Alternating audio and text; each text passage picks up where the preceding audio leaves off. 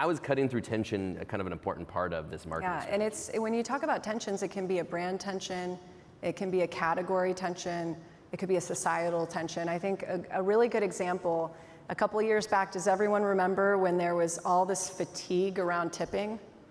We as a brand really stepped back and said, how do we help resolve this tension? How do we get in this conversation?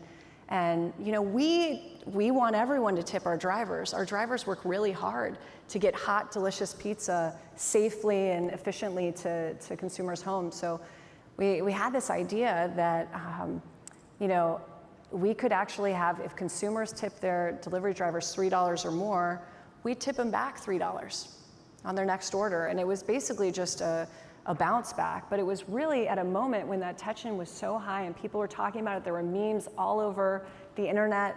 And so, you know, our creative agency, Work in Progress, did an amazing campaign where they brought to life some of these moments and really kind of over the top moments where you're at the gym, the guy's, you know, lifting weights, and then the guy who helps them asks for a tip, right?